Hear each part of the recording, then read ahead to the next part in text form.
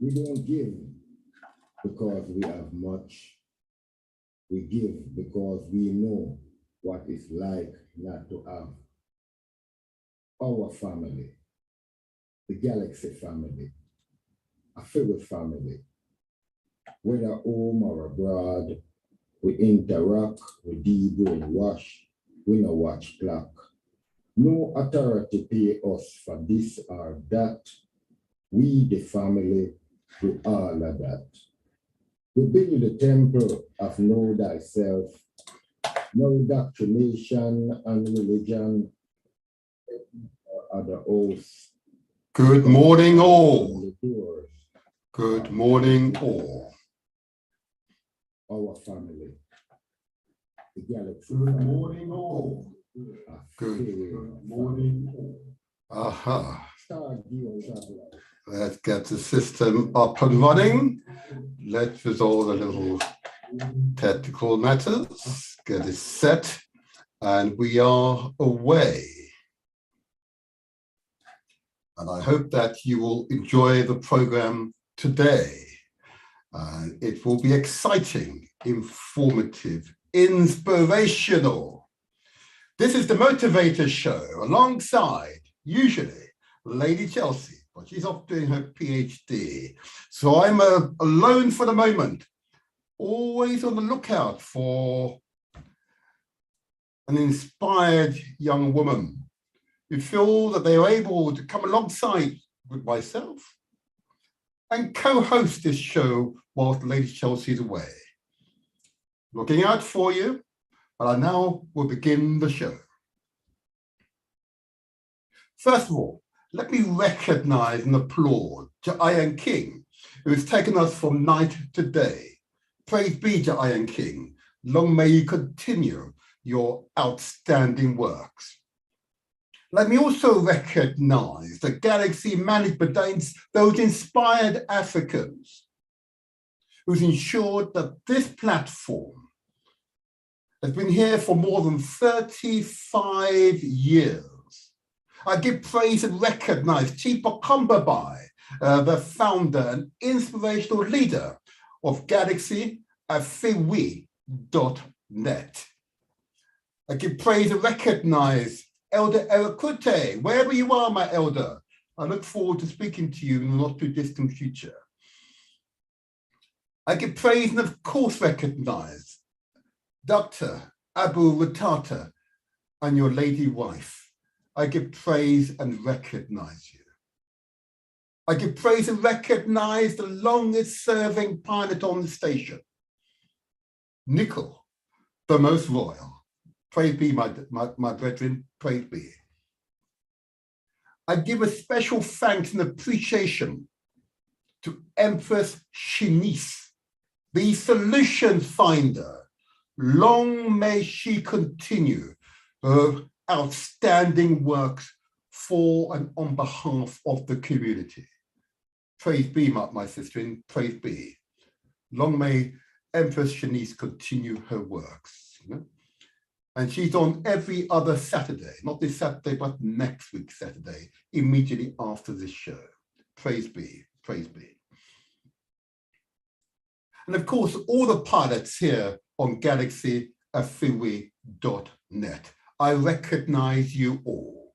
And long may you all stay healthy, strong, and vibrant, and continue to contribute positively to our wonderful community. It's tough times, I know, but we're up to it. Yeah? We are up to it. Long may that continue. Long may it continue. The this week's show will be truly inspirational. Because we do the 8 parts of that great country, great Nigeria. But that's for later on. We've got an outstanding guest who will be presenting to us on the show today. But before I get there, there are a few of the usual announcements I want to make. And it is interesting, as I move through this week, it is interesting to note what has been happening, you know, in the community. I see that someone's calling already, on 7123. Can I ask if you could hold your calls, or if you have a message to send to me, please text your message to me, please. Okay, but I can't really take calls right now. There we go. I can't take calls right now. I've yet to do my first phase of the show. I need to get it working. I'm really sorry. I'm really sorry. So I want to continue. I was about to say that it's been an interesting week. I've met 3 individuals who've recognized and been listening to the show but haven't responded to the health messages. 2 of those I've met now have diabetes, and 1 has got hypertension. Fundamentally, these are lifestyle diseases. Okay. So it's clearly obvious that I must continue this path of reminding us to think about our health. Okay, think about what we're eating. Think about what we're doing to ourselves. So I will continue. Okay, we need to discuss our health, our cuisine, our nutrition often. This should not be a taboo subject. Huh? So I ask you, please, the following. I'm not giving you instructions, and I urge you to seek professional advice. What I ask you to do is to consider, not for me, but for yourself, for your loved ones, your friends, those you respect, the following. I ask you to consider the amount of sugar you are ingesting into your body, you consume as part of your daily food intake. Consider the amount of sugar you put in your teas and coffees, or these soft drinks, or these cakes, or those foods within which sugar is contained. And just consider the medium and long-term implications of continuously taking in excess sugar into your bodies. Why do I ask you to do that? It's really quite simple. That when you're young and vibrant, you're running around and consuming a lot, drinking a lot, and so on, your body can tolerate it. But as you get older, the negative effect of sugar, because you might need the energy when you're younger, you most certainly don't need it in the excessive amount as you get older. The organ that processes the sugars has difficulty doing so. They're almost overwhelmed, almost overwhelmed. So I ask you, please, to consider the amount of sugar you're taking into your body. Do you really need to purchase those 1 or 2 kilos of sugar from the grocery store? Do you? I know many of us, like me, would buy it for taste, because that's how we've been brought up, to buy sugar for taste, believing the food tastes better when you put sugar in it. Actual fact, that was always a marketing myth. We do not need the excessive amount of sugars that we add to our diet, because often the sugars are found in the food that we're consuming. So your body can tolerate it when you're younger, but as you get older, your ability to process sugars declines. It's like most things, your general physical health experience slight decline. You can't run as fast, not quite so physically tolerant. So I ask you to consider the amount of sugar you are ingesting. I ask you also to consider the amount of salt you're ingesting. Now remember, I mentioned these 3 individuals, 2 with diabetes now, and the 3rd with hypertension. Sugar, diabetes, hypertension, salt. hardened arteries, difficulty pushing blood through your arteries and veins.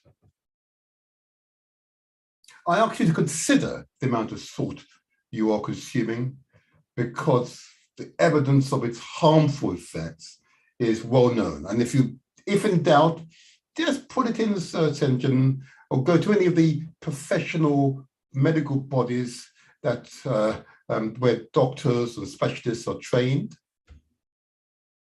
And it's all there. It is there for you to verify. Don't take my word for it. If in doubt, check. I'm not an expert, but I can apply common sense. I ask you to consider the amount of salt you're ingesting into your bodies. Salt has an insidious effect on your bodies over time. I ask you to consider it. If you've got diabetes now, particularly it's type 2, which is fundamentally lifestyle, your inability of your organs to process sugars, okay? Often your doctor, your nutritionist will ask you to change your diet, change your lifestyle, you know? Similarly with salt as well.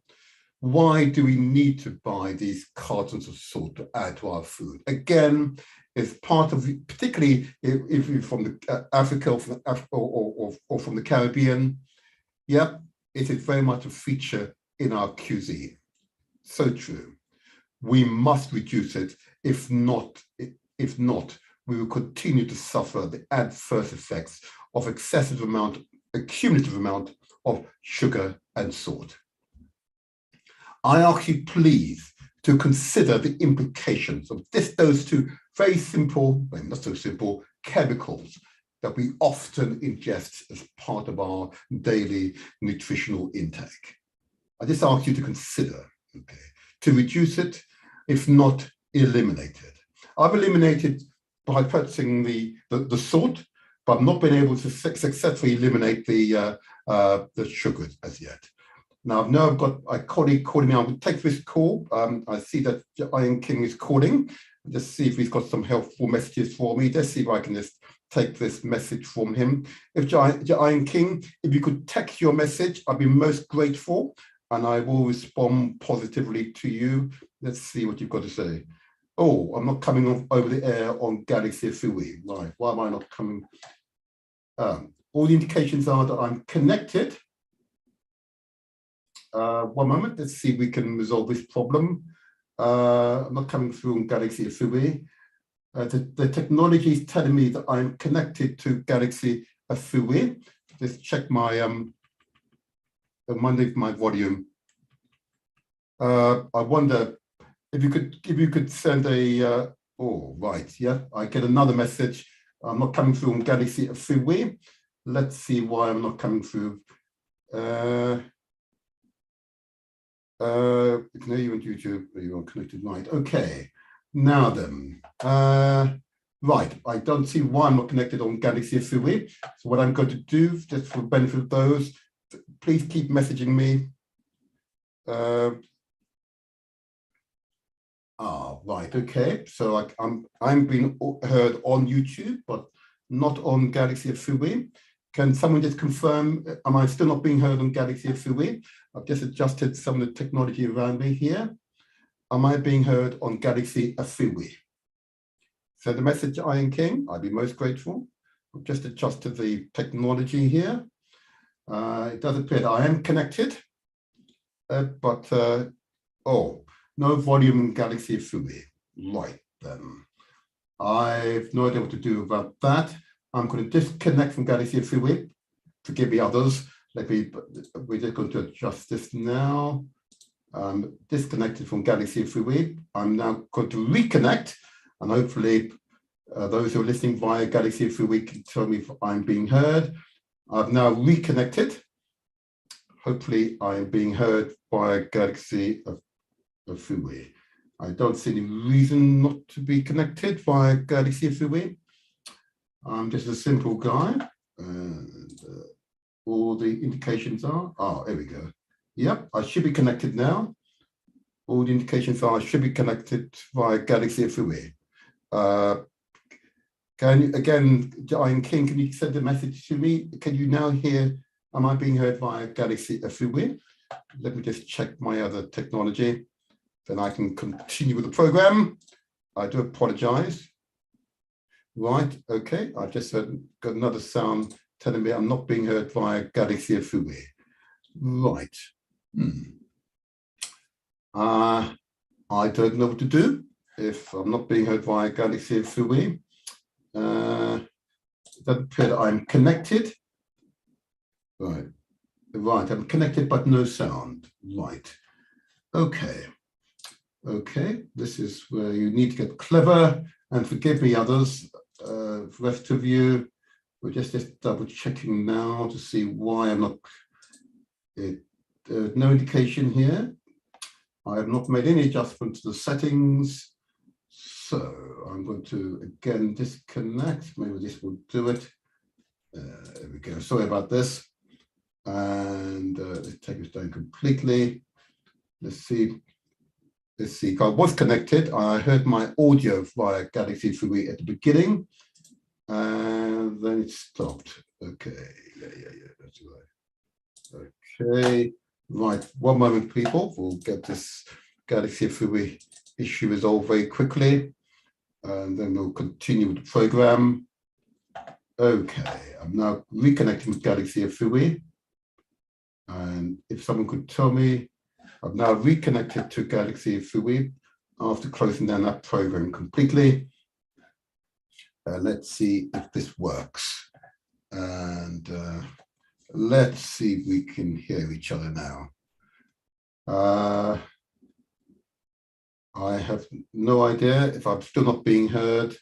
I'm not sure what I can do about this.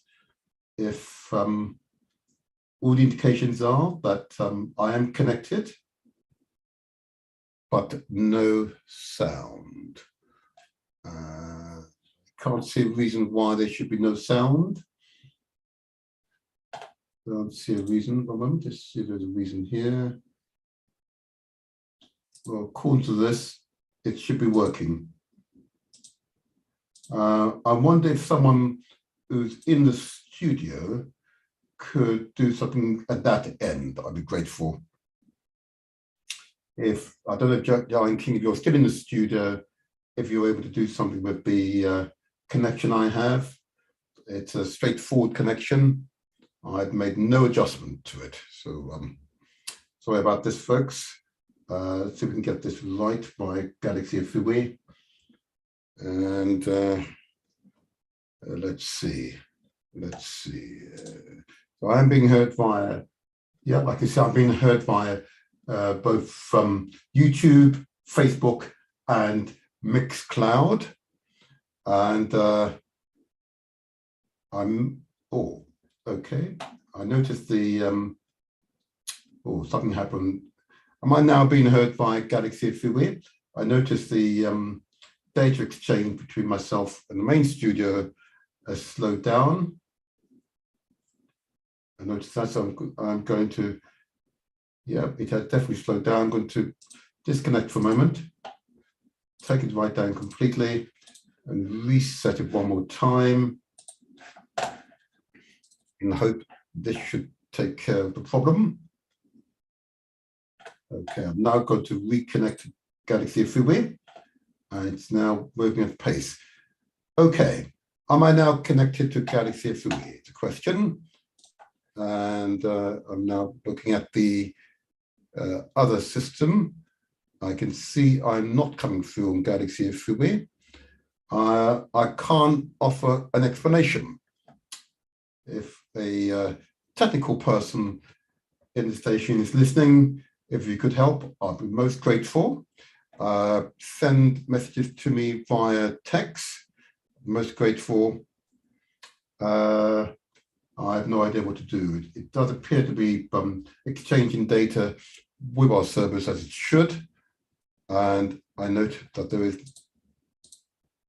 isn't a, I noticed that there is no sound coming through. I can see that. I have no idea, not touch anything, so I have no idea what to do. Giant King, send a message to me if you could. I have no idea what to do. I've simply connected in as per usual. I've no idea what to do. Any advice offered would be, I'll be most grateful. But what I will do very quickly, whilst giving out my health messages, I will continue to adjust the system for. Yeah. We travel where others fear to go. Okay, that's reggae, drum, calypso, soul, and jazz, and bad talk there. Okay, that's Galaxy Freeway. So that apparently is right. I'm using Soundcast. I'm using Soundcast. So what I'm going to do, just play that in the background. Let's see if I'm now being heard via Galaxy Freeway. Let's see if I'm now being heard by Galaxy Freeway. Now that we heard the great Abu Watata, am I now being heard via Soundcast? I'm not being heard by Soundcast at the moment, so I can assume I'm not coming through, although I heard Abu Watata, so I assume the server was rebooted. So I can't see any reason for the difficulty, and I'm not able to completely restart my entire system for obvious reasons, as I'm now live. I'm not sure what to do at this stage, other than if it's possible, those who are usually listening, although they can't hear what I'm about to say, listening via Galaxy Freeway, can I encourage you to listen to the show via YouTube under the Motivator Show, DE space Motivator Show. Similarly on Facebook, you find me under the space the Motivator Show, and similarly on Mixcloud under the Motivator Show. I can't offer an explanation as to why I'm not being heard via Shoutcast. I can't offer explanation why I'm not being heard via Galaxy Freeway. It's a simple connection, I believe. Well, from my point of view, I can't offer an explanation to why I'm not coming through loud and clear. There are no changes I've made, but I'll quickly just conclude on the health messages as time is pressing us now. And I'll, if those who are in the studio, if you could send messages to me via text, I'd be most grateful. You all should have my number. I'm of course on the WhatsApp, so please send messages through to me. Fair enough. I will press on. I've talked about sugar. I've talked about the need for us to reduce, if not eliminate, adding additional salt to our foods. And similarly, we need to do the same with regards to both fat and carbohydrates. Fat is one of those ingredients often found in meats. And you know, when you cook some meats and you cook those on the grill, you can see the fat literally drip off the meat. And it is that fat that is retained in your body and accumulates around your organs. And that is a major source of our expanding waistlines and bottoms and so on. I know some people believe in some genders it looks attractive, but in the medium and long term, it has significant health consequences, particularly in women, but in both men and women equally. Okay. But I know some women believe large bodies is in some way attractive to men, and to some men it might be. But let me assure you, women, in the medium and long term, you pay a consequence, and that is declining rapid health in your older age. So I simply urge you to think twice. Think about the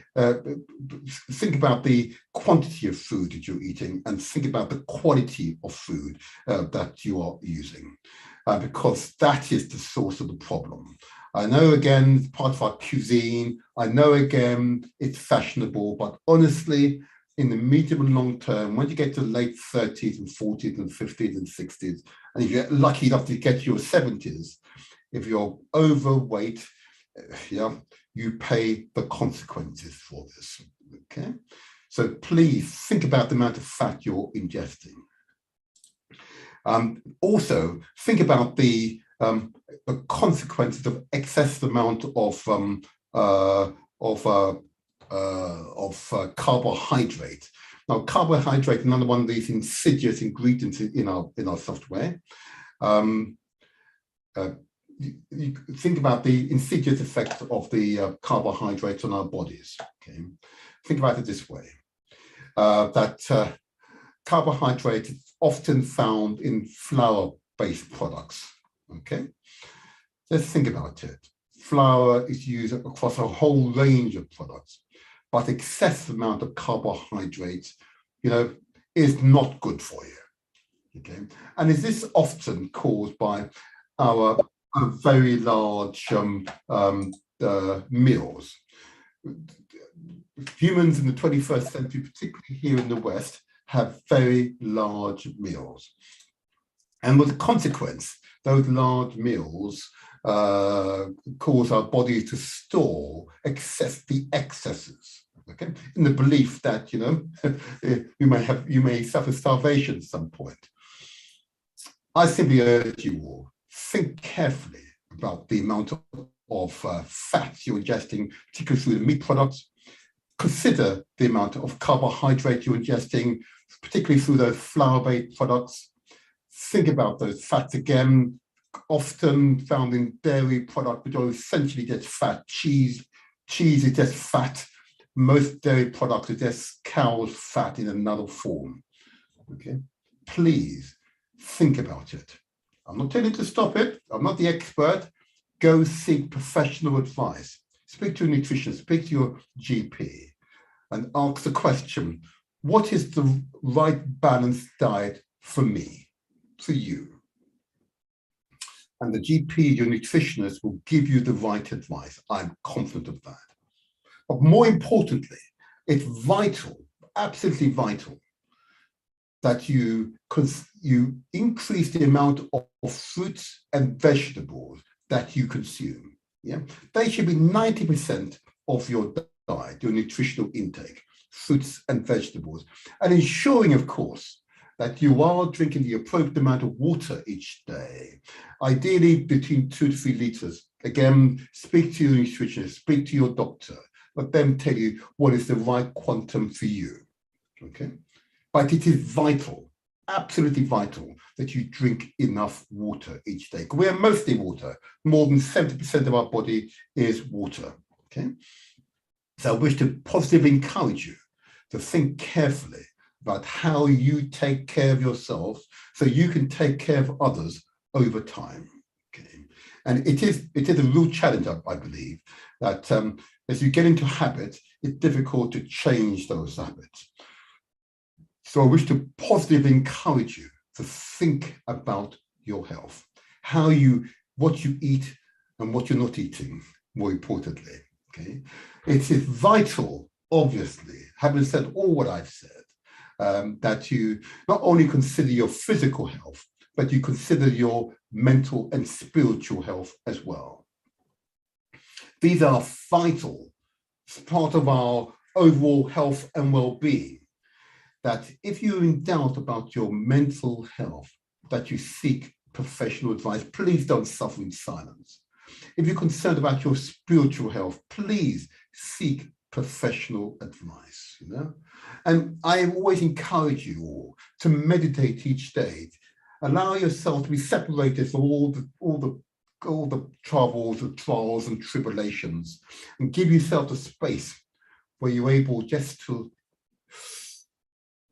be quiet and allow all the troubles to go away, and you're able to meditate and raise your feelings of health and well-being to the highest possible level.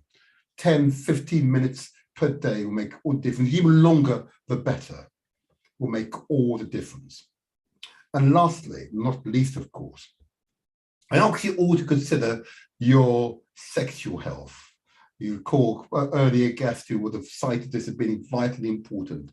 If you're starting a new relationship, look, go to the sexual health clinic, establish that you are of no STIs, sexually transmitted infections, you know, it can be in any form.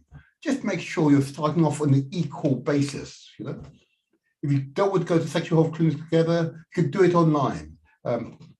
sh24.gov. It's an online sexual health clinic. You do it all online. I positively encourage you to do so.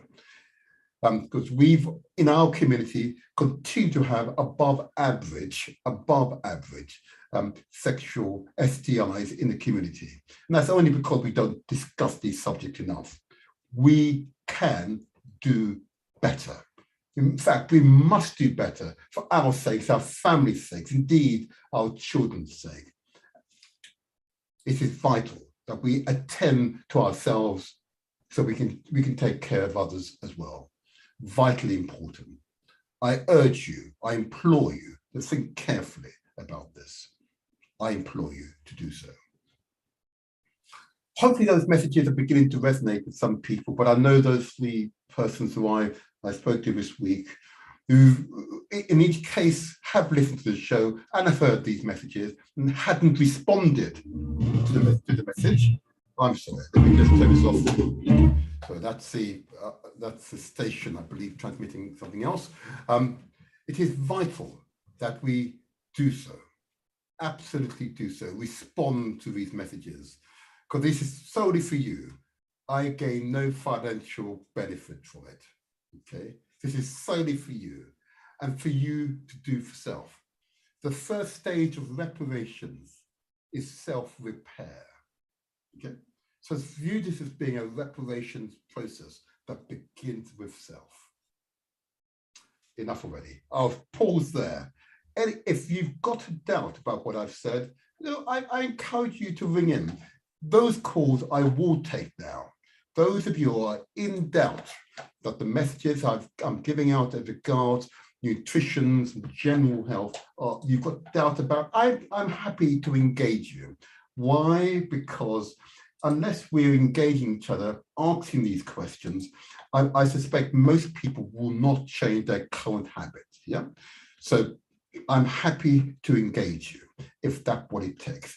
The number to call if you wish to talk and discuss health messages is as follows: 0208 133 5616. That's studio number 0208 133 5616. If you want to discuss these health messages I've been giving out, if you've got any doubt about them, please call in, okay?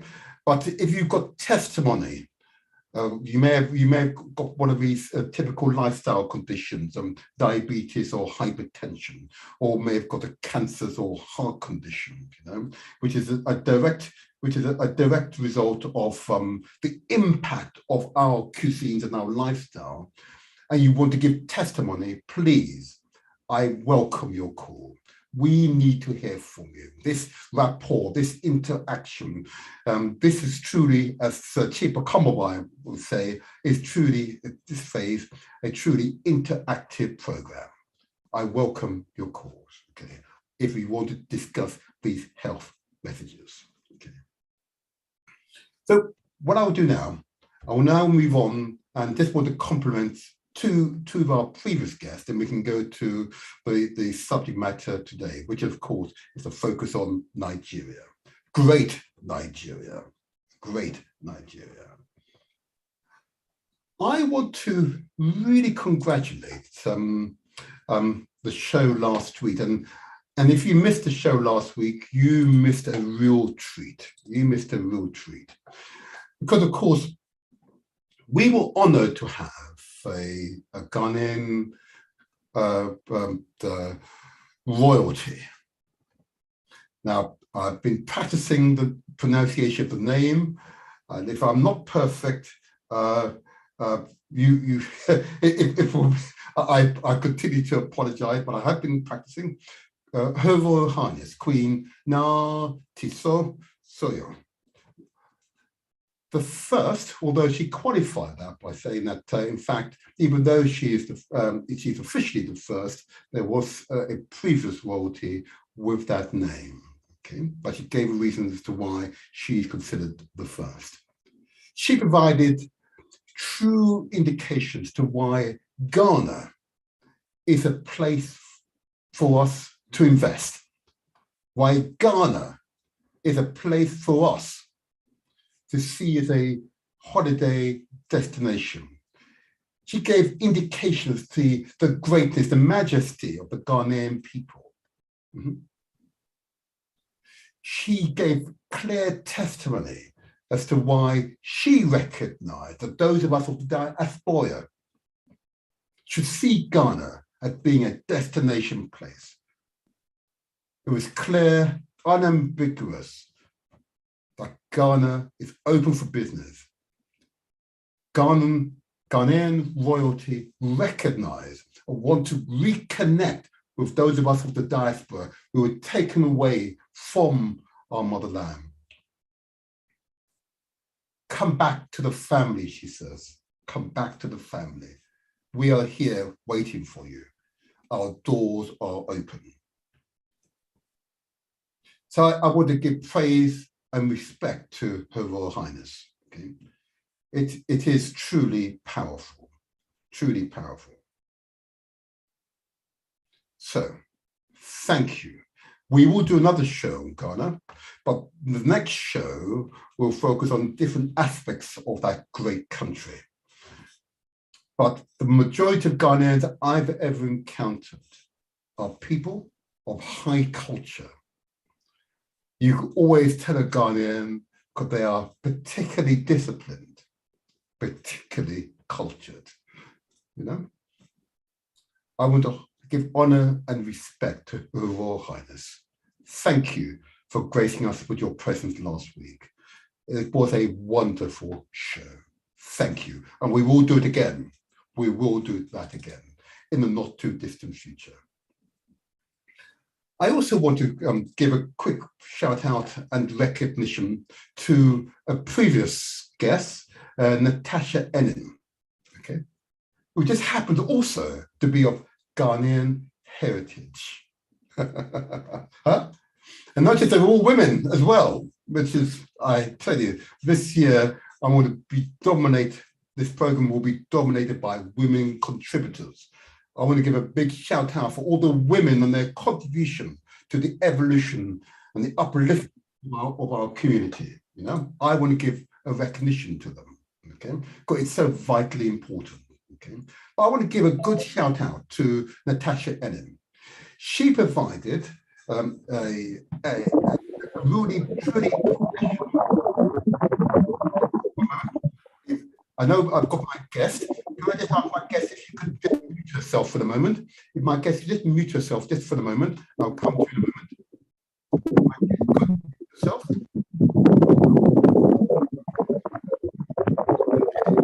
you hear me?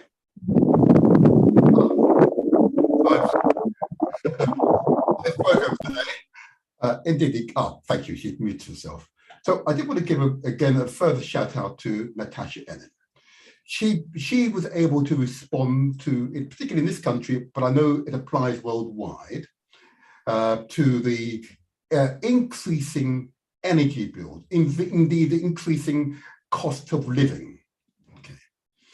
Now, she provided true professional advice at what we are able to do to mitigate the effects of these high energy bills and indeed the cost of living. I want to give a big shout out to her. She directed us to, if you're in Britain, you listen to this program, to your local citizens advice bureaus, who should be able to provide the advice you need. She also pointed out that the energy companies themselves have been given money by the government to help you to pay your bills.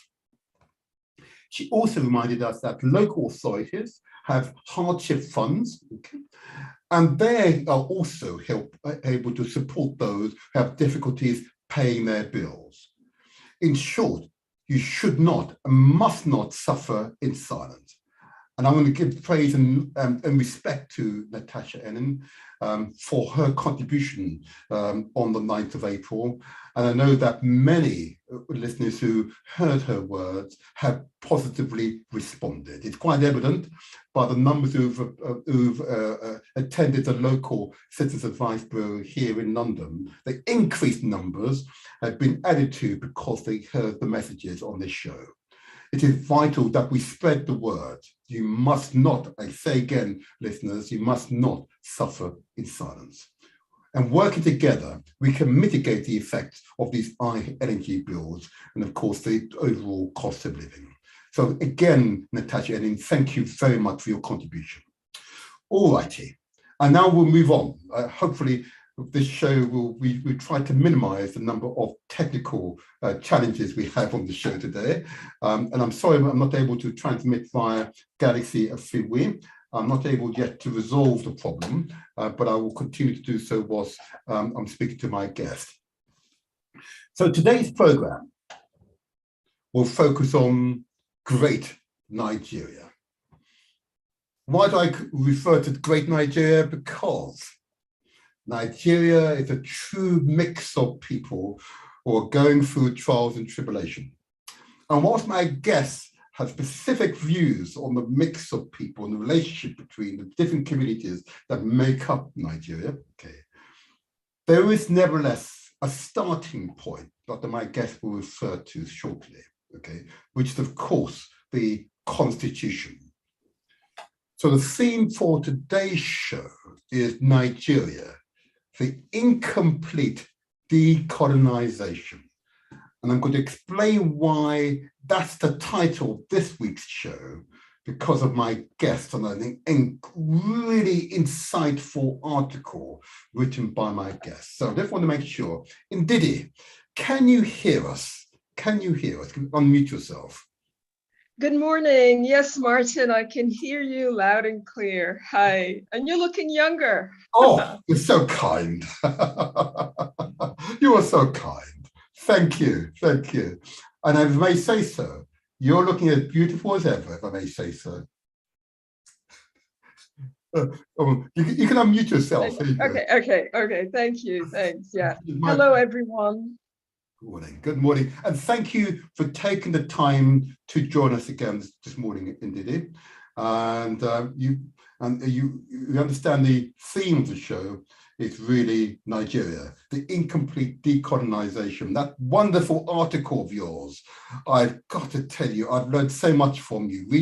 Reading and studying your articles provide real insights into the internal dynamics into that great country of Nigeria, which I recognize is going through significant internal turmoil. I recognize that. But we are Africans. We can overcome.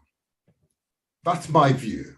Maybe a little naive, but that's my view. So first of all, Ndidi, I know you very well, You are you are one of the very few guests who've visited this program. In fact, you're the most popular guest on my program. I've invited you more than any other person because you continue to produce materials that provide genuine insights as to the conditions and potential solutions to Africa's problems, and most specifically Nigeria's problems. And what I hear too often from others is simply moaning. They simply moan. But at least you're able to articulate through your writings potential solutions.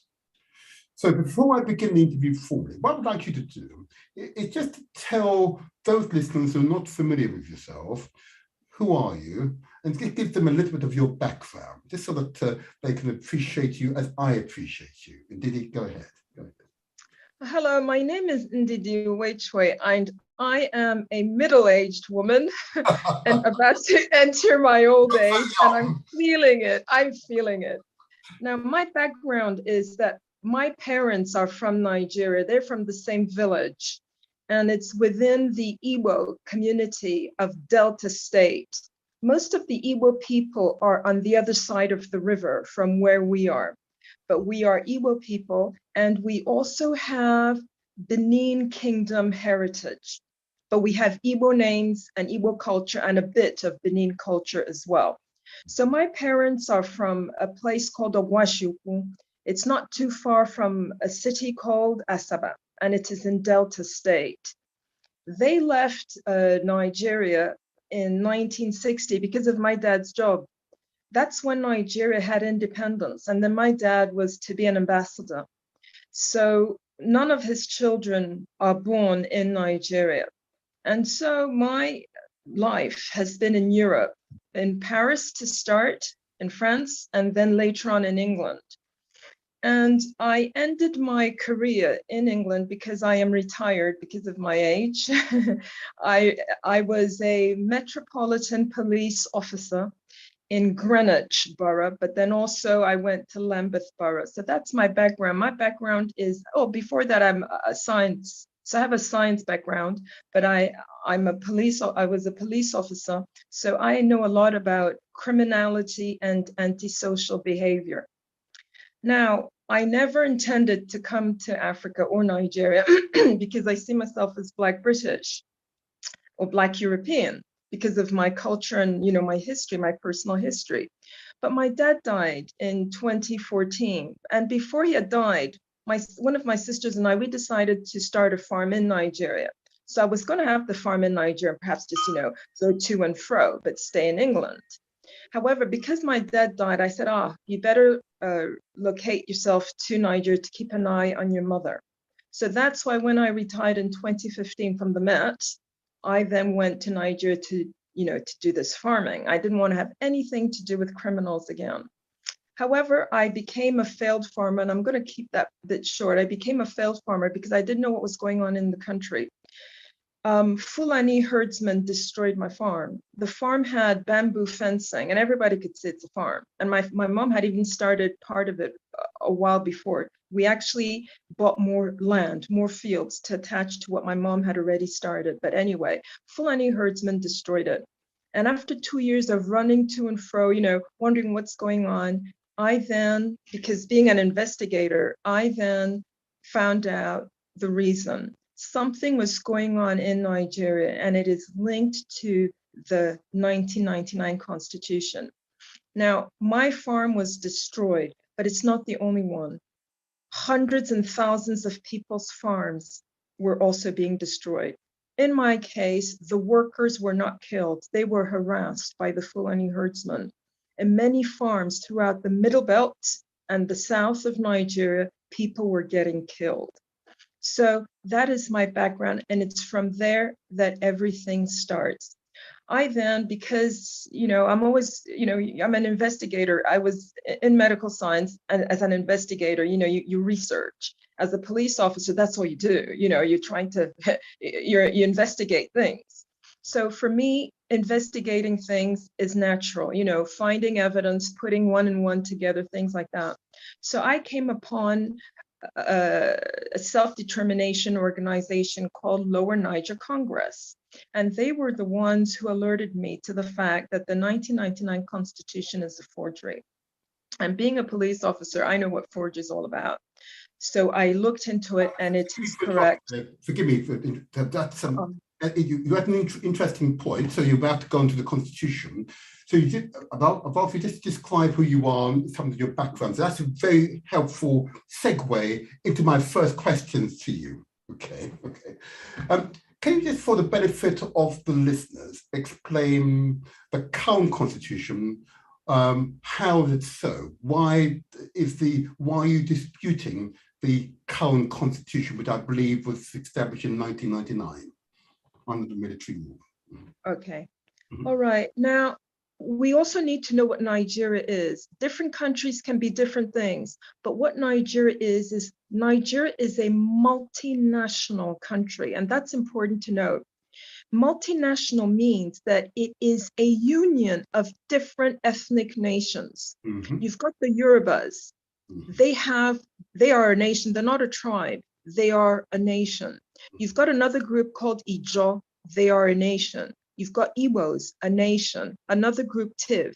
So Nigeria is a union between all these nations who could have been countries of their own. That's important to note. They didn't have to be in Niger. They could have gone to what was before 1914 to form other unions or be a country of their own. So what happened is, yes, the British put us together in 1914, but I'm going to ignore that. I'll come now to 1960, before independence. So that would be in the 50s. At that time, we were now agitating to come out of British control. And at that time, my ancestors could have said, you know what, we don't want any more of Nigeria. But my ancestors didn't do that. They said we will keep to the boundaries that the British put of Nigeria, but there must be certain conditions.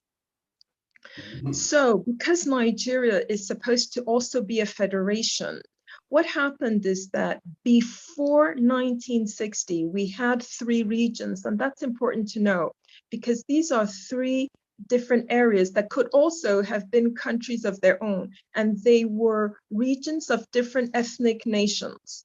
You had the Western region, the Eastern region, and the Northern region. Each region had its own constitution. So they already had regional constitutions. They then decided, okay, let's have a marriage. Let's retain Nigeria. You now form another constitution to reunite those 3 regions. And that constitution that unites them is called the Federating Constitution. Can I ask you, before you go to that part, just so we're clear, having read the articles, it's really very detailed and quite illuminating. And understanding the different regions and regional constitutions, these regional constitutions were based around the nation you described. Okay, why only 3? I'm pretty sure when I've read this on the profile of Nigeria, there are a few hundred languages and cultures there. Just understanding why only 3? Did you say there are 3 constitutions prior to the single one that we have now? Yes, at that time, different ethnic nations, they share similar histories. So for instance, the Igbo people will share some kind of history with the Ijaw. In fact, we marry one another. We will share also with another nation called Ibibio. So, that's another nation. So those regions were forming anyway because of the history between those people. But the northern region was the only one that was fabricated by the British. The northern region, the British, because the British and the Fulani had a plan, which we didn't know, but we now know. So the British told the core north, which is the Islamic belt, hey, that you better join with the middle belt so that your land mass looks bigger. Because the middle belt is the biggest part of Nigeria. So they told them core north, you better join with them because, we're going to use that. Before you just continue with this, there are Fulani people listening to this program. Okay, I know that immediately after the program, I'm going to receive calls. And as you know, in my other hat, being a public official, I operate on the basis of evidence. You made a statement there. Are you able to provide a link or evidence that that dialogue you described actually occurred? Yes. They had some conferences at Lancaster House in 1957. Yes, Lancaster House in England, 1957, 1958. And there was what's his name now? Oh gosh. There was a man from the Middle Belt. Oh gosh. Anyway, when I remember his name, I'll say his name. He was the one from the Middle Belt. He's very well known, but his name escapes me. He was the one who didn't want the Middle Belt to join with the core north. He wanted the Middle Belt to be separate. But then at those talks at Lancaster House, plus the Willings Commission, the core north, Joseph Tarker. The man's name is Joseph Tarker. So you can him. Tarka, T-A-R-K-A. So the British told the core north, look, you better drop this Sharia stuff and let's keep Nigeria to secular so that the union can happen. So all these things are written, you can do a Google and find it. So, but as I said, the people did finally agree, yes, we will be in a union of these three regions. And so, and the Yoruba, that would be the Western region, but it had my people in that Western region at the time. They were the first to have the constitution. But what is important is that federating constitution, because that is the one that creates the union. If not for that federating constitution, the three regions would have been three separate countries of their own. Okay. So they agreed to form a union. Because I said I haven't read the articles and I've had to do some background research in preparation for this program. And as I said, for my other hat, I'm used to scrutinizing and ensuring I've understood both the message which you're transmitting and the evidence base to support it. Okay, and which is why I asked as regards the notion that they've only joined in order to make their landmass bigger. You've not yet referred to an evidence base to support that statement. I'm going to be really clear about that. Is that because I know that there are Northerners who are listening to the program and are seeking some balance. Okay, and as you then proceed to then describe the reason or the rationale for the regions come together, the regions themselves, if I make it quite clear, the regions themselves could have said no. We want to remain separate. The British at the time could not have done anything about that. Am I right in saying this? Correct. Right. So in other words, the region voluntarily came together. Yes. Right. Okay. But they, under certain conditions, but they wanted to keep the union. That one is for sure. Okay, that's understood, which is why we have in Nigeria state governors with unusually powerful individuals. No, that's something different. Okay. That's something different. Okay. So we had those three regions, and then some people in the Western region, like my ethnic nation and some others, were saying that the Yorubas were dominating. So to cut a long story short, they had a referendum and all. And then a fourth region was created called the Midwest region. And that's where my people would have been in. So we now had four regions, each one with their regional constitution, plus the extra fifth constitution, which is the federating one that unites everyone. Things were not, now the union was not a steady union, but it was, we could have fixed things. But it was not a steady union. So we were going on like that until 1966, when we had the military coups. One was like 15th of January, 1966, then a reply a coup that was on 29th of July, 1966. And that is when Nigeria ended. That is important to note. Those military coups terminated the Nigeria that had been agreed. And by terminating it, what they then did, when the military came, they tore up that federating constitution that creates the unions. Now, what should have happened is that the four regions should have said, oh, okay, let's see what's going on. But then the military, because they have guns, they still sort of hijacked the four regions to stay in the union. And now the military got rid of the unions and began to put in states. So all these things called states has got nothing to do with what the people had wanted. So that's part of the problem. They started with 12 states, then they went to 19, now we have 36. Yep, that's right. Now, so states are not what the indigenous people, the ethnic nations wanted. So when the military finally left in 1999, they then gave Nigerians, they imposed on Nigerians a document they said is their constitution. Now that document, and anybody can do the Google search, is actually Military Decree 24, renamed as 1999 Constitution. And the problem we have with that constitution is that it has a preamble. A preamble is like the introduction, and that sets the tone for everything that comes in. And the preamble says that we, the people of Nigeria, we came together to form this union of 36 states, and that we give, and that the ethnic nations, that's the Igbo, the Yoruba, the Ijaw, the Tiv, all give their lands into that. So that's lie number one. Then the second lie is that those same people, we the people, made that constitution with all the stuff in it. So those are two lies. And so that 1999 constitution is illegitimate.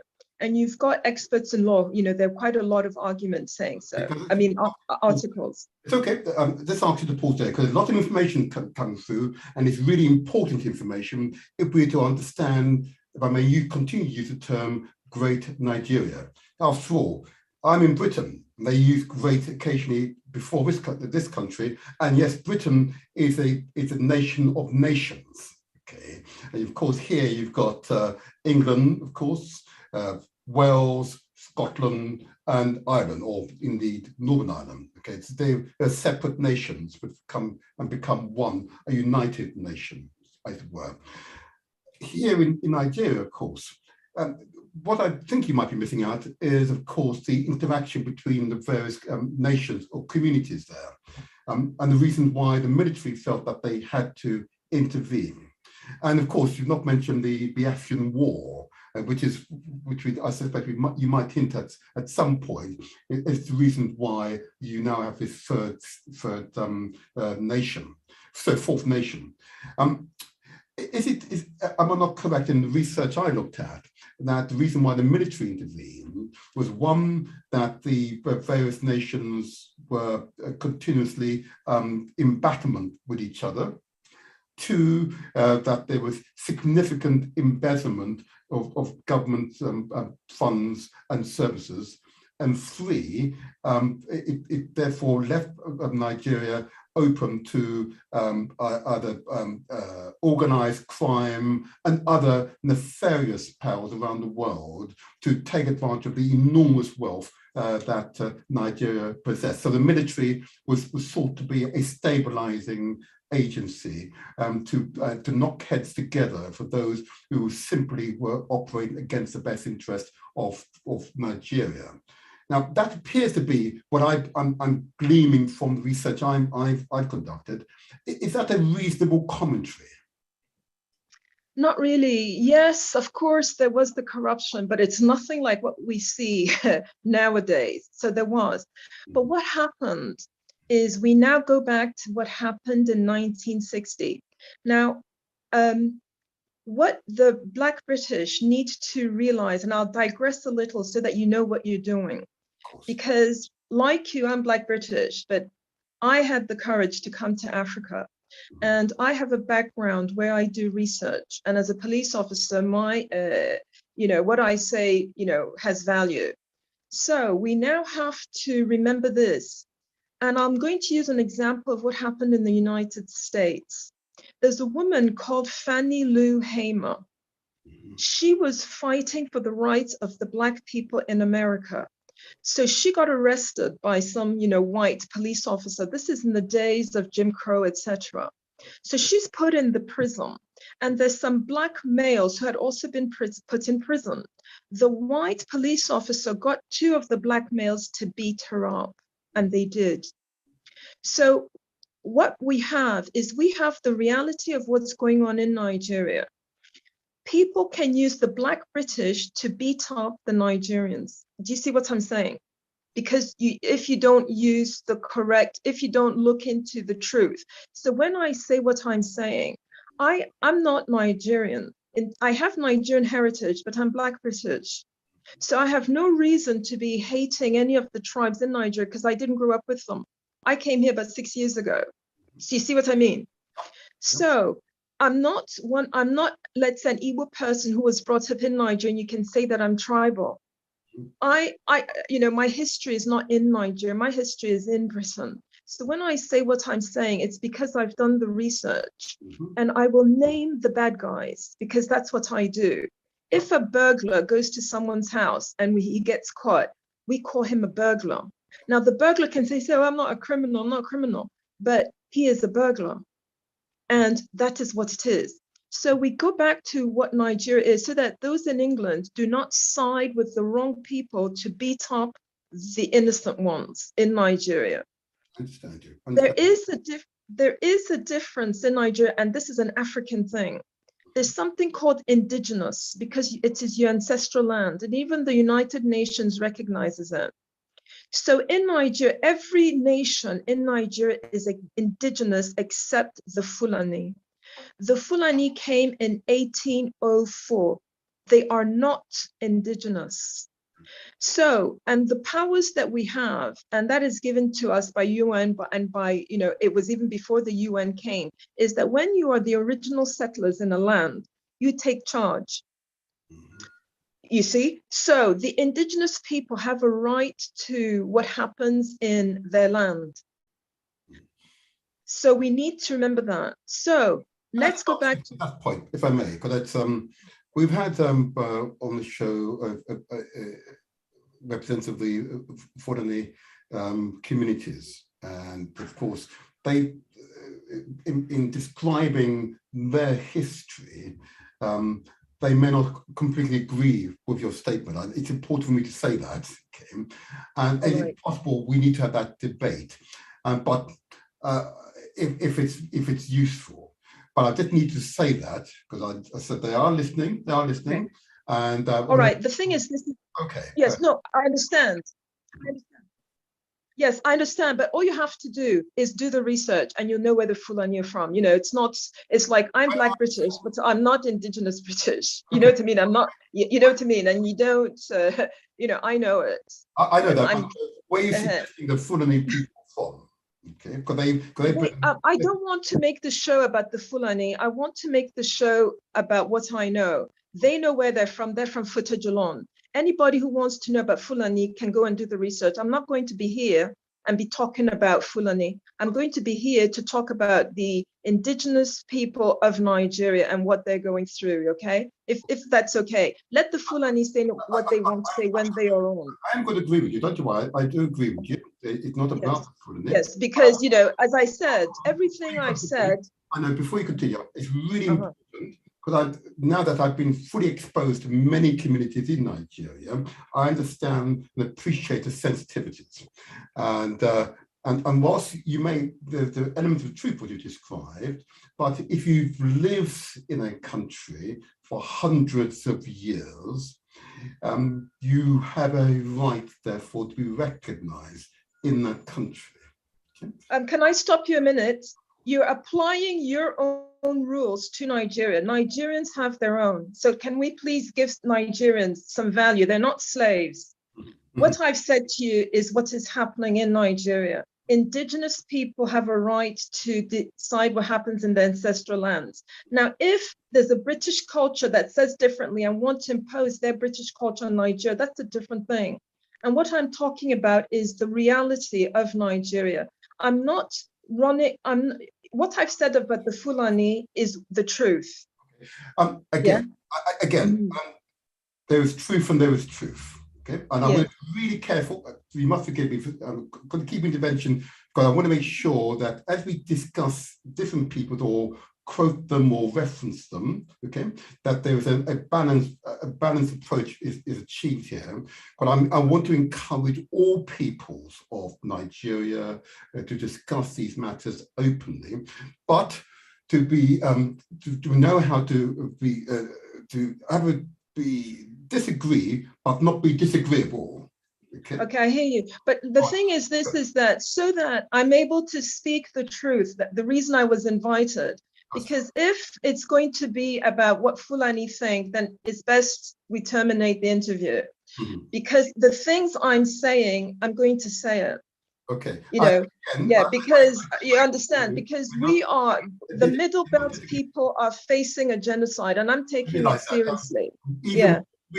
Even more reason, and I've just read the profile on Joseph, but and Taka, even more reason why the language used recognizes the historical relationship between different peoples, okay, but doesn't in any way either seek to disenfranchise them or demonize. Okay, I hear what you're saying, but we remember what I said. if this world was heaven on earth, we'd have no reason for police. There are on this earth people who are pedophiles and who rape children. Now, you can then say to the child, oh, the child who's been raped, oh, we need to be friendly to everyone. That child knows that that man over there is the pedophile that raped them. Yeah, so it depends whose side you want to be on. There are things going on in Nigeria, and we know who the suspects are, and I'm going to name them. And that is all I do. So let's go back to the story. You see what I mean? Because otherwise, if we're going to go on the fallacy that all the nations in Africa are all perfect and wonderful people, then we'll go nowhere. There's a reason why South Sudan broke away from Sudan, because something was going on. Otherwise, they said, "Oh, these are all Africans," But you see what I'm saying?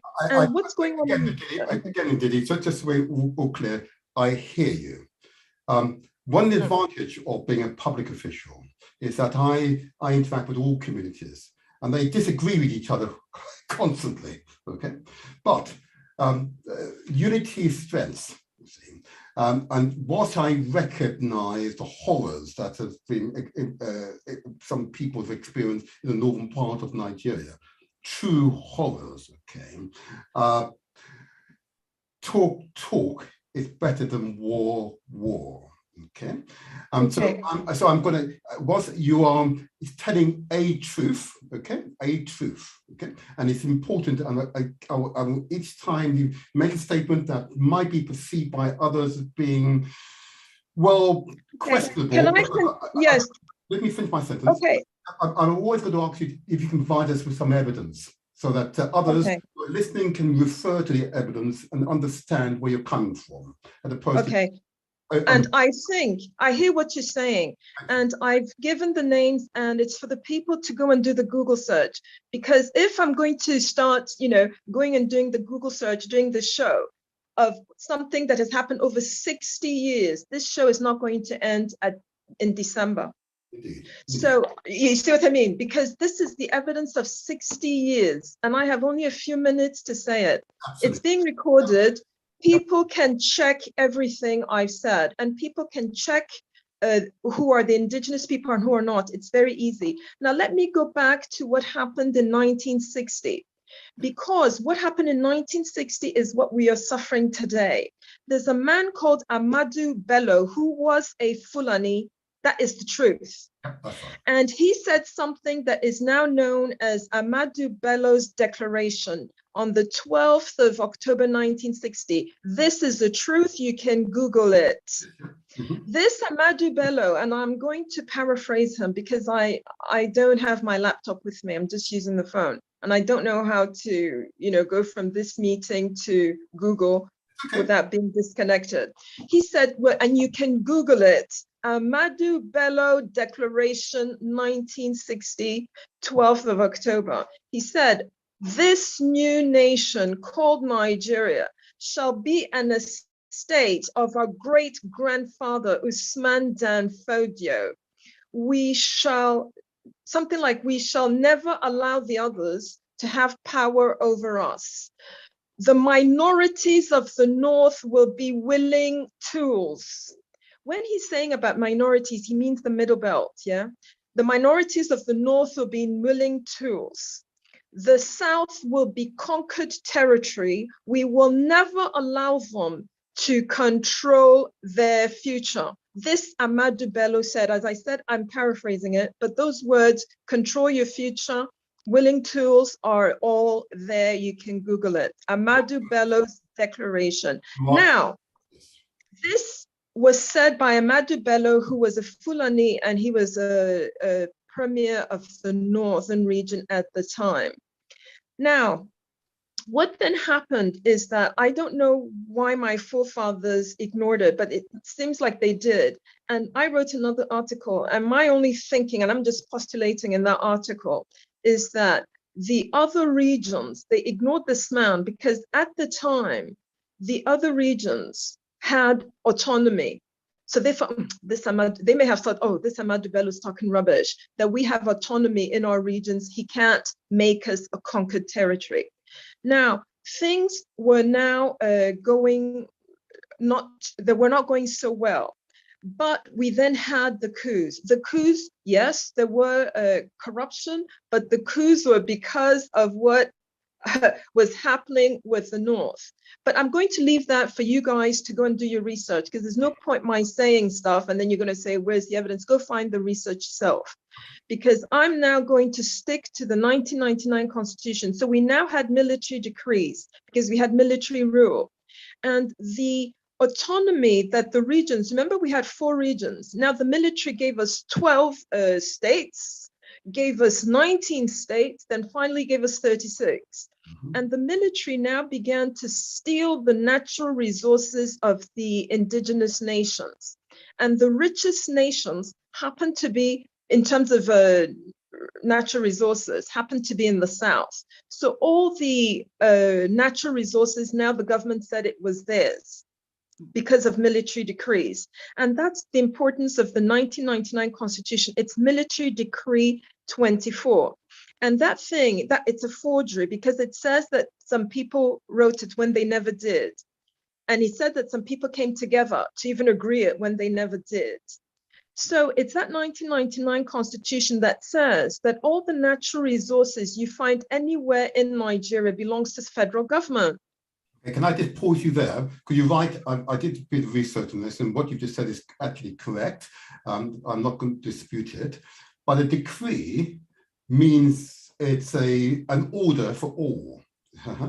And therefore, a decree is a decree. It doesn't require the collaboration of others. The government has said all the natural resources of the country belong to the government.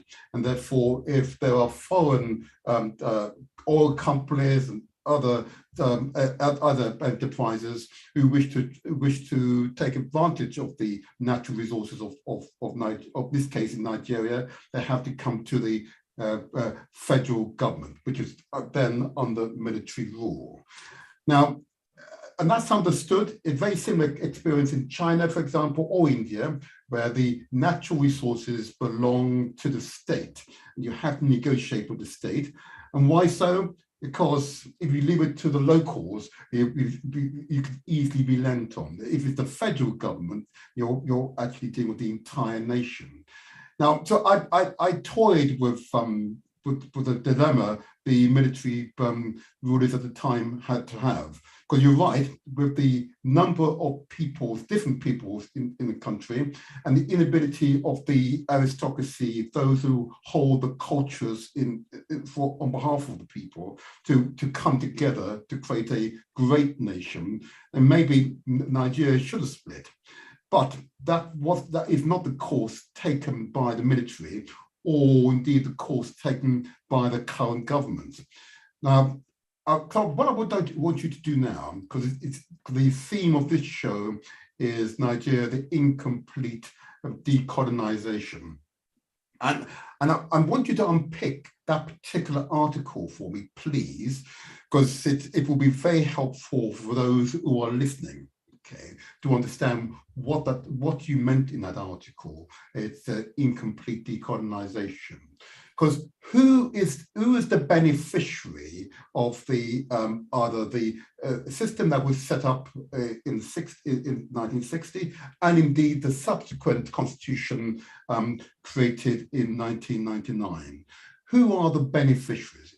And I know you're going to say straight away the military, but who else benefits from this constitution? Okay. All right. Now, some experts then looked at that 1999 Constitution, and we wondered who wrote it. We now know somebody called Yadudu. Somebody called Yadudu was involved in it. Now, what happens with that Constitution is that a man called Abdusalam Abubakar, he was the last military ruler. He's the one who imposed it on people. And those who were officials at the time, one of them is called John Nyanwodo. He was the Minister of Information under the military rule as the military rule was ending. He said that his department were supposed to have printed the 1999 Constitution, but they never even saw it. And that when Obasanjo was crowned as president, he was taken out of prison and crowned as president, civilian president of Nigeria, there was no constitution, and that Obasanjo also hadn't seen it.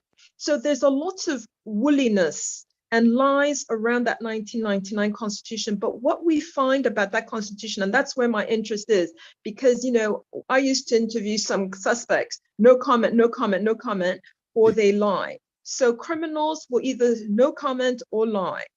So what I then do is, as you said, who benefits from it? That 1999 constitution, it brings about Amadou Bellows' declaration, okay? And before the British left, they gave privileges and power to the Fulani.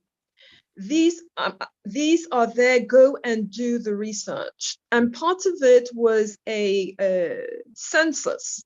There was a census that was carried out in 1952.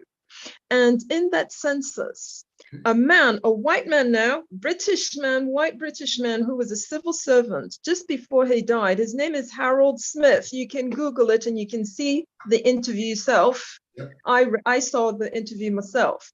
So Harold Smith, yeah, he was interviewed probably, I don't know, perhaps 10 years ago, so I don't know, but it's not that long ago, but before he died, he admitted, he said that the British helped to rig that 1952 census. He actually complained about it. And then he in his interview, he was then sent back to London or to England, and he tried to get a job, and then they, the British government, colonial government of the time, they stopped it, his job and whatever. So he had problems because of wanting, revealing that this, wanting things to be done the right way. So that 1952 census set the tone. It gave the North superior population through a lie. It is all there. All right, so that is one of the ways that the Fulani were in charge of the North. And remember, the North in that time included the Middle Belt. So that was one of the scans they were going to do.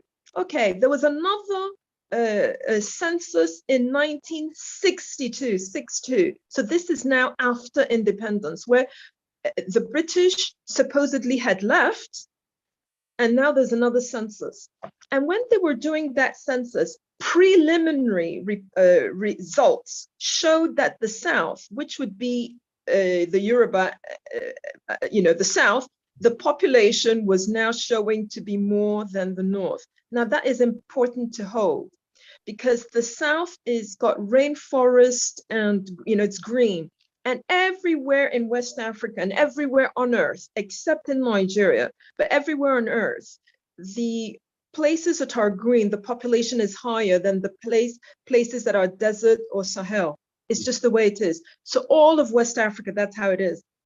So the preliminary results of that 1962 census was showing that the South is having more population. Amadou Bello was the most powerful man at the time, and I told you he's Fulani. He squashed the results and he canceled it. So the full results never came out. And there was another census now in 1963. And lo and behold, now the North had the biggest population and had even just the northern region had even more population than South Africa, the whole country, and Egypt, the whole country. Yeah. Yep. Now that is why nobody knows the population of Nigeria, because we're not allowed to have a census, because lo and behold, if we were to have a census, you're going to find that the South has more. And that's one of the ways of the Fulani maintaining the hold and gaining more, because they're using population and land size for dividing the resources of the South. But to cut a long story short, because I know time is also passing, you can go and do the research. Not only my articles, go and do the research.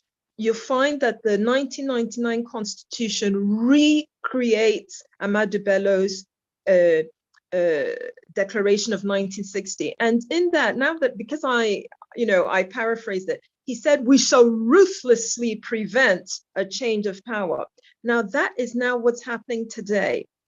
What happens is that 1999 Constitution, it gives the federal government, so whoever's in charge of federal government, control of 68 key items that any country anywhere, whether it's in Britain or Japan, that you would need to develop your area. It's now under federal government control. So federal government will now decide which parts of Nigeria they will allow to develop, if any. But what is now bothering us the most is that that constitution makes the citizens defenseless to any armed invader, whether the armed invader is coming from China or coming from Germany or coming from within Nigeria, within Africa. We are defenseless because that constitution says only federal government can license who can carry a gun. So they've licensed the police, civil defense, something called civil defense. It's a bit like police, yeah? Immigration can, military, of course, people like that, yeah? So they license who can.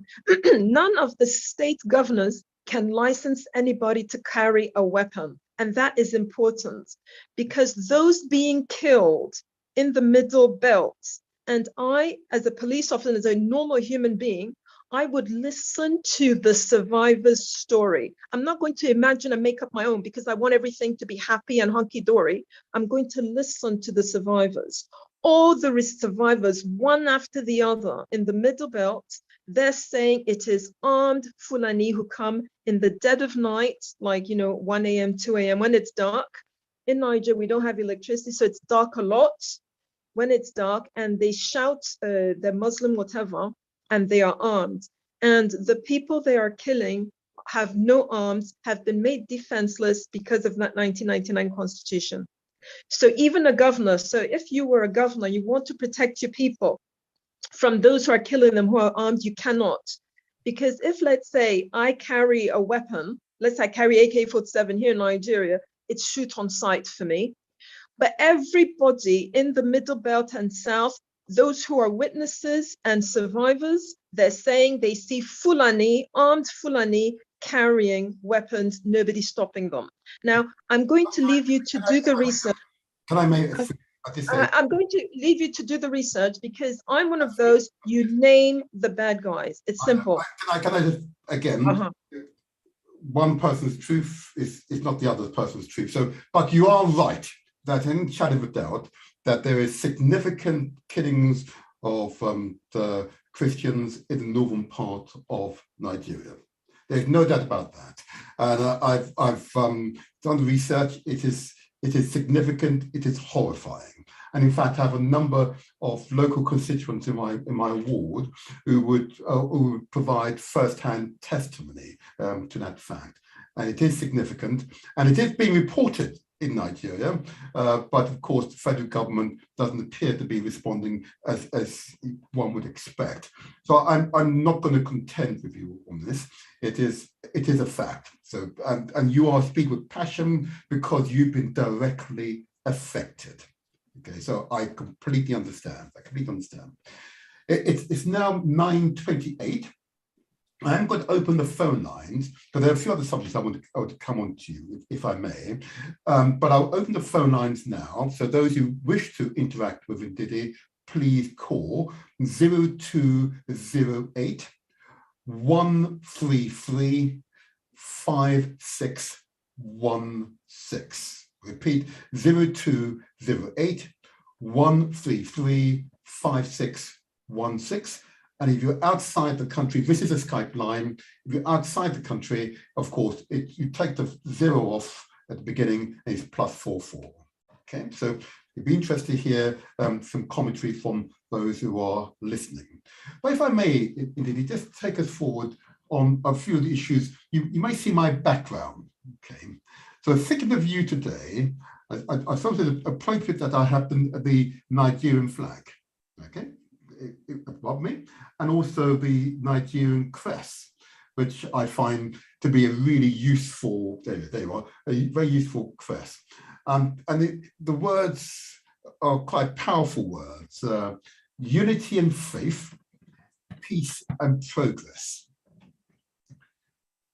In your opinion, is it possible for us to have unity and faith, unity amongst the faiths, peace and progress amongst the peoples? Is that possible in Nigeria in its current configuration? Okay. Because that 1999 constitution creates the Nigeria we see, and it's a forgery, it means that Nigeria is a make-believe country and a hoax. So it is for the indigenous people, the ethnic nations, to decide what they want. I'm Black British. I'm only here to help them. When I'm done, if I don't get killed by Fulani or whoever, then I'll go back to where, Did it? you know what I'm saying? Did it? For now. It did it. Hold on. I'm not going to let you say that. Yeah, I know. Look, I'm confident that you are providing testimony based upon direct personal and family experience. Okay, you've sought to find solutions to the what apparently are intractable problems, and I've read your articles, and you are, without a shadow of a doubt, I've got an outstanding sister empress, I refer to her here at the station, who might follow this program, who is very much a solutions finder. Okay, but there's a lesson I've learned in life, that we're all going to die at some point. Okay, we're all going to die at some point. Okay, but it would not be right for you to identify a specific group of people who may cause your life to be foreshortened. Okay, I can't allow that on this program. Okay, I understand it. I understand, but where I'm coming from, remember, there's a war in Ukraine and Russia. If a Ukrainian says, "Oh, I'll be killed by Japanese," he's talking rubbish. He has a higher chance of being killed by a Russian. Now, Nigeria is having a worse war than that one. It's just that it's not being reported, and we know who is the aggressor. That is it. You know, it's not, the Tiv man is not trying to kill me for my land. The Yoruba man is not trying to kill me for my land. Okay. So I know who the aggressor is, and I'm not, as I said, I'm not going to make Black British who are safe in England happy by not naming the aggressor. I would be a liar like them. I understand. So the aggressor are the Fulani.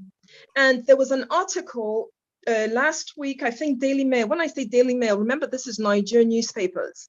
And it was a group of them saying that the government, Buhari's government, had promised them to make Islamic State of West Africa within Nigeria.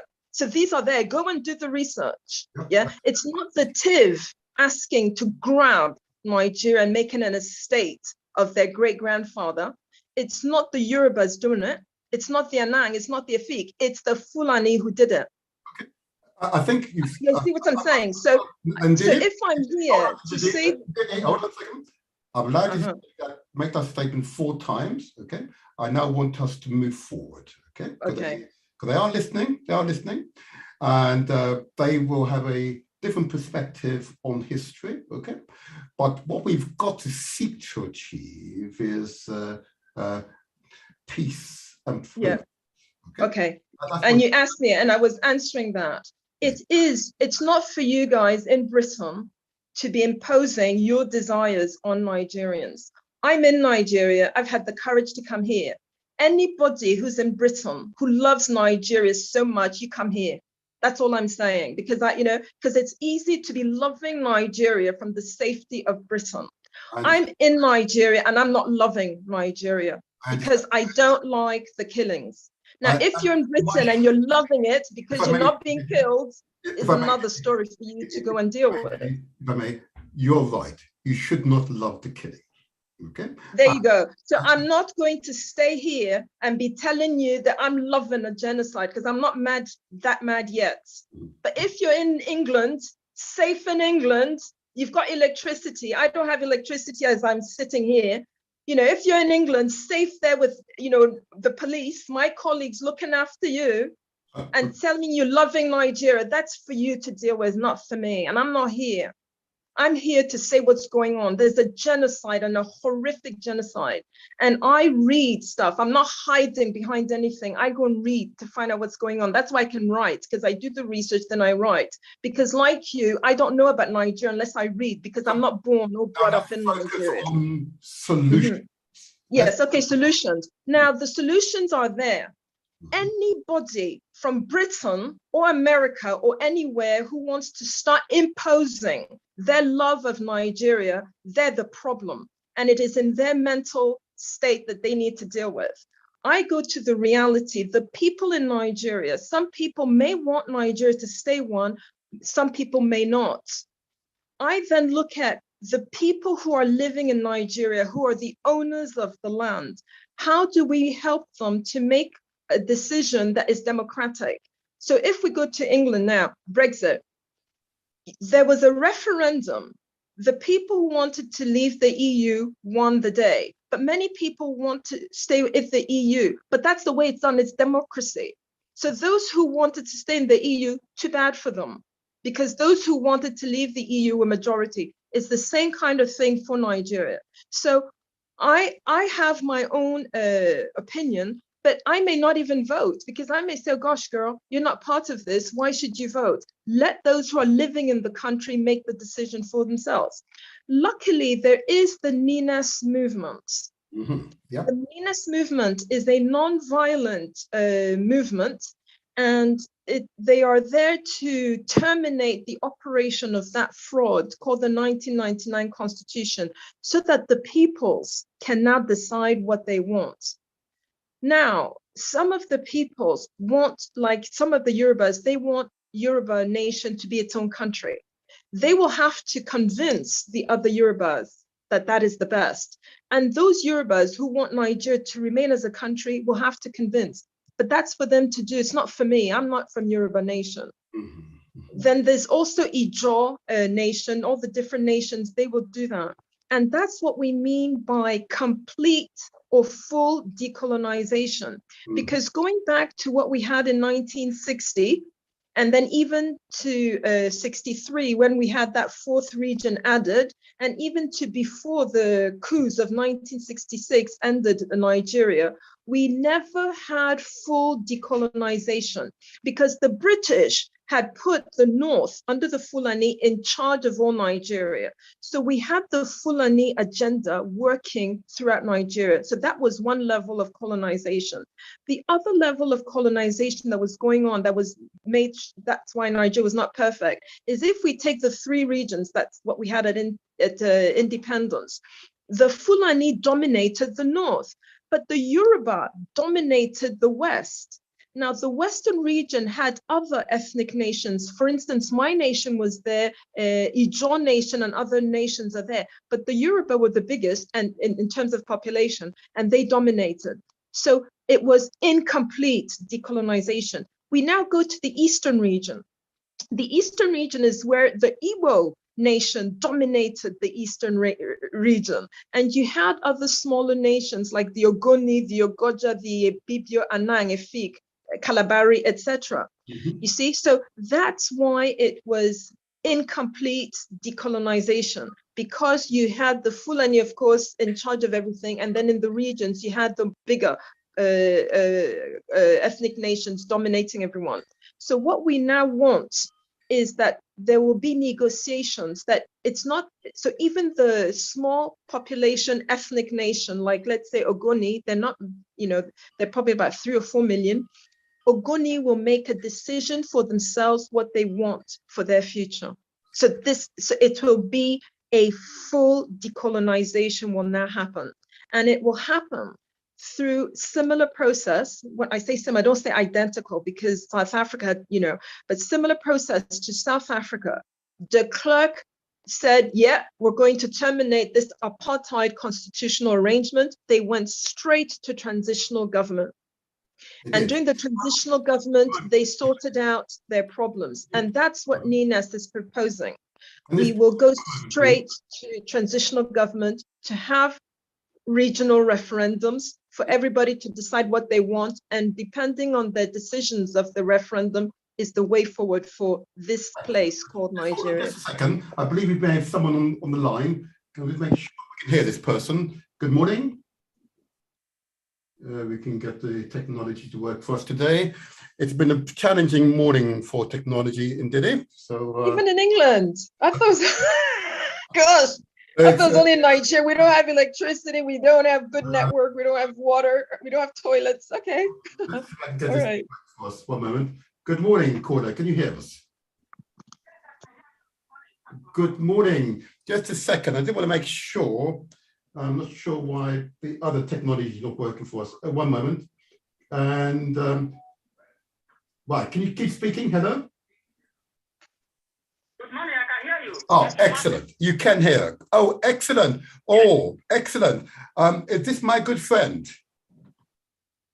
No, my name is Biafra. Oh, good. Yes, it is Biafra. Yes, indeed. Welcome. Ndidi, can you hear my caller? I can hear it's a female, yes. And Biafra. Excellent. What would you like to say to us this morning, my brethren? Councillor Martin, thank you for your passion towards Nigeria, and thank you for your commitment of splitting one Africa and one Nigeria. Because indeed, that is your mindset. You want a very big African country. You know, I know how you think. Councillor Martin, yes. Igbo man cannot drive Nigeria again. Two things is going to happen from that country. Either Igbo man have their own nation. You don't know how we value life. Nobody understands how Igbo people value life. Fulani kill people. And our generation say no more with them. Nothing again. We have more than 3,000 ethnic groups in Africa. Why must Fulani issue become an issue? Why must one person, one ethnic group, be threatening other nations? We're talking about Nigeria, as big as it is. What about other African nations in which Fulani have immigrated there and they have reduced the indigenous people of that land and take over that land? We say no more Fulani. Nigeria must end so that Fulani can mind his business. Why can't Fulani come here and debate us? Why should he be only without no Fulani? And she is telling you her experience. Somebody who lived there. You say don't judge on one side. Judge where is Fulani? Where is the professors of Fulani who have been stealing money from Nigeria and dumping it in British bank? They are in UK, they are listening to you. But they want to use their money, bribe every media so that they tell you not to mention Fulani. Well, Igbo man is aggressive. And those Igbo, you know those criminal Igbo people are in politics. Those that are not in politics say that Nigeria we're going to end.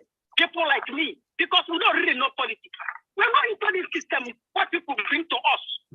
Nobody wants to talk about how many thousands of Igbo people or Nigerians in prison. What we are doing now is politics. Election, the one you do before, where does it end us? Why should we continue in this sort of situation? Africa, Nigeria is killing you. And if some people are calling Nigeria, African people, can you open your eyes? Nigeria is destroying you. Can you support us to kill Nigeria? Councillor Martin, when will you talk about the kind of British citizen that was extradited to Nigeria? Extradition to Nigeria. British government don't talk. Black British don't talk as well. Today is Nnamdi Kanu, the most popular person on earth. Tomorrow is going to be you. Thank you for your time, because I'm really busy, but let me call today. Yeah? Thank you for your time of talking about Nigeria. Nigeria, we're going to end it and nothing else. I do understand. And thank you for that contribution. And I completely understand that the research, it's gone. Okay. Oh, well, my research validates what you described and validated indeed your central thrust, that there's a specific community who are particularly aggressive and are indeed engaged in behavior which is unbecoming of Africans. And I'm not afraid to say that either, but you are correct. I'm interested in solutions. So NINAS is one solutions model, but I'm trying to determine how effective it is. Is NINAS being supported by state governors? Is NINAS being supported by big business? Is NINAS being supported by traditional rulers? Can you give me indeed give us some idea of the support that has been afforded to NINAS by those I've mentioned? I'm happy to report that since Ninas declared a constitutional force majeure that started the process to decommission the illegitimate 1999 constitution on the 16th of December 2020. It's about a year and a half ago or so now. I'm happy to report that a lot of people have focused their eye on that 1999 constitution, and they're saying it must be terminated. Because the powers that be want to keep their money and their lands and everything, they'll say, yeah, that we need to get rid of the constitution because it's not a proper one. In fact, Obasanjo, who is a big guy in Nigeria, and some others, they had a meeting in December last year, and they called the 1999 constitution oligo-military in nature, and that it does not represent the interest of Nigerians. So new ones should be obtained. So that consensus is rising. Now, the way to now get new constitutions is where you've got different opinions. But the fact that the constitution must go, because it's not a real one, is really, I think, people know that. Now, the people that you have named, the big men of Nigeria, they're the ones, including in the church, they're the ones who've made a lot of money and lands.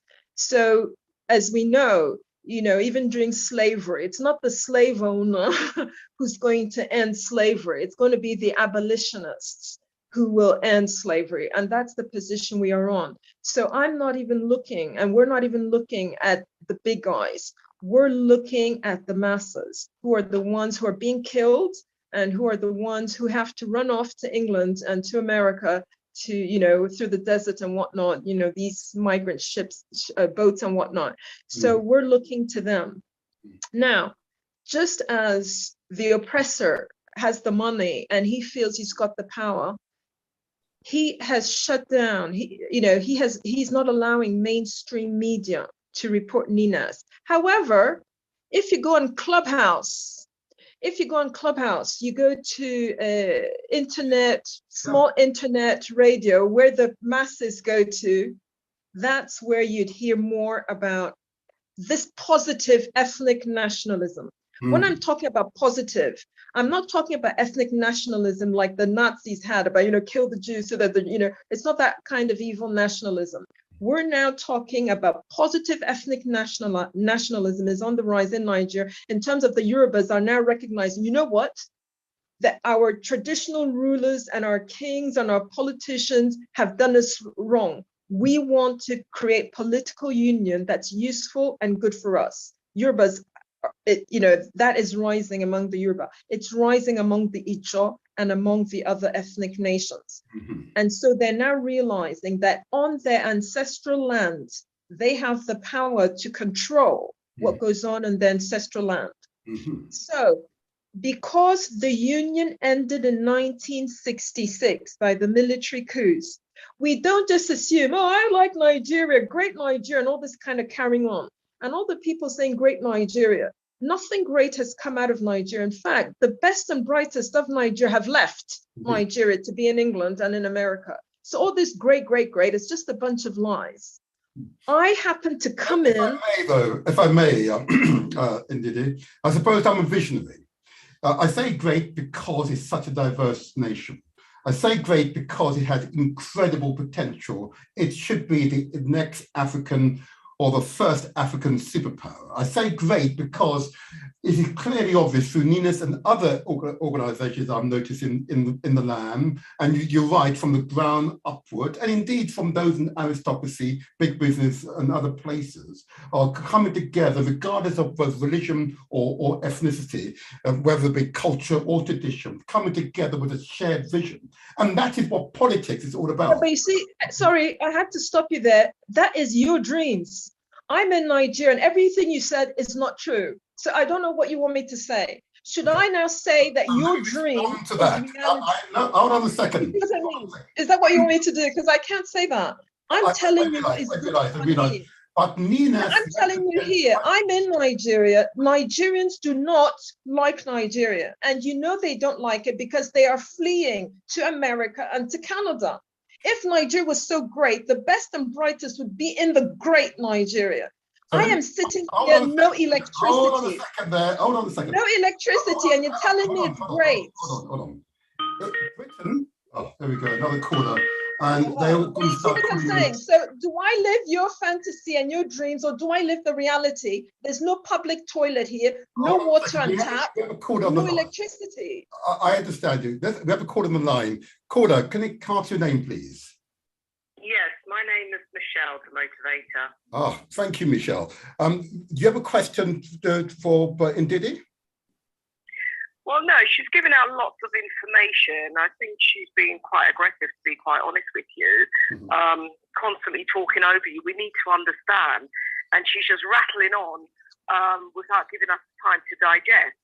And for her to come on the show, instead of her constantly saying, go and do the research, sit down and talk about specific things so there is proper understanding.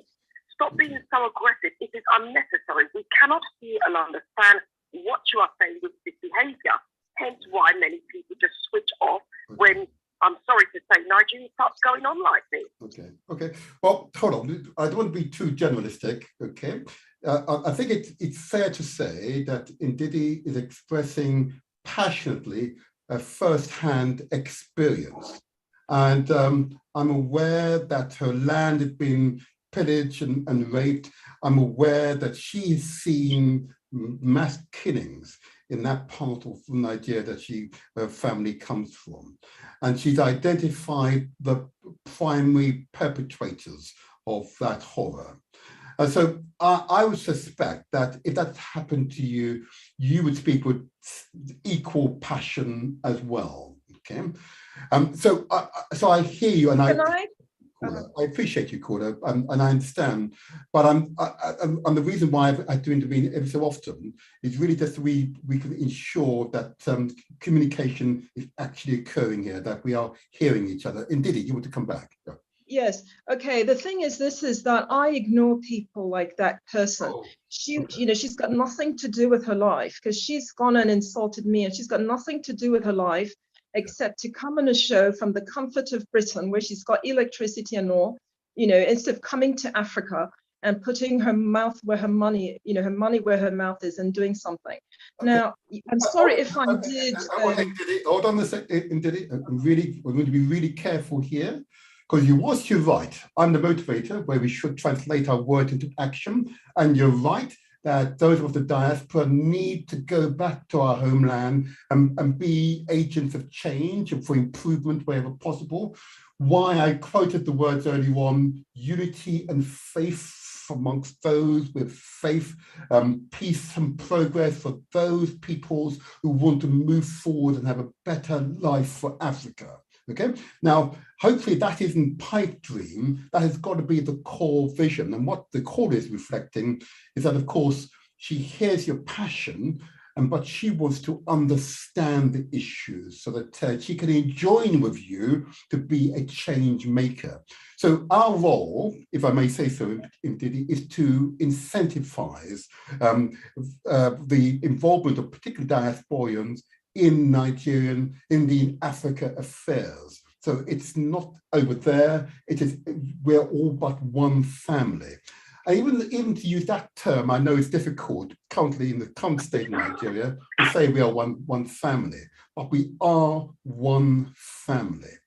And therefore, within families, we have conflict. I can assure you that is a fact.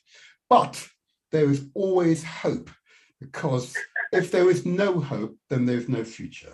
So there must be hope. So I'm going to appreciate the caller. I'm going to say to you, caller, thank you very much for your comment. Thank you very much, the motivator. I really appreciate all your work in the people that comes on board to educate us and show us a different understanding of things. Yeah. However, they must be clear. Stop jumping from one thing to the other, as Ndidi did. Okay. Yes, we appreciate her passion, but take it slowly and let us understand properly. Okay. And don't be so aggressive. It is not necessary. Thank you very much for your call. Thank you. Bye-bye. Again, I'm going to accept the caller's comment as I've accepted your comment, but I'm not a diplomat, but I've learned the lesson in life that particularly when you have a family, families are the nucleus of any civilization, okay? And we must make sure that the incomplete decolonization of Nigeria is not allowed to continue. And you are right, the trigger point is the Constitution. Yes, we need to tear it, you need to tear it up, but you must be discussing right now what the future Constitution should look like. You know, what is the vision for the future Constitution? That, Ndidi, is the next phase. And that's why I look forward in your future articles. What should the next Constitution look like? How should it promote political pluralism amongst the people? How does it ensure that the wealth is reasonably and equitably divided amongst the various peoples? How is power to be shared, to be wielded? You know, that's the next stage. And therefore, at that point, we're now building a better Nigeria, a better Africa. Now, you can call me a pipe dream. You may say I'm sitting here safely in London, you're right, but I will visit Nigeria, okay? I will visit Nigeria. I know it's not always safe, but I will visit Nigeria, and I will make a contribution, just like yourself. But, we've got to, at some point, say to those who are the aggressors, okay, that peace is better than war. We must achieve progression. Now, I've got one more caller, but I've only got 4 minutes left. I'm loath to take the call, but I'll take it, and I'll give this caller maybe 1 minute. Let me just get this person on the phone.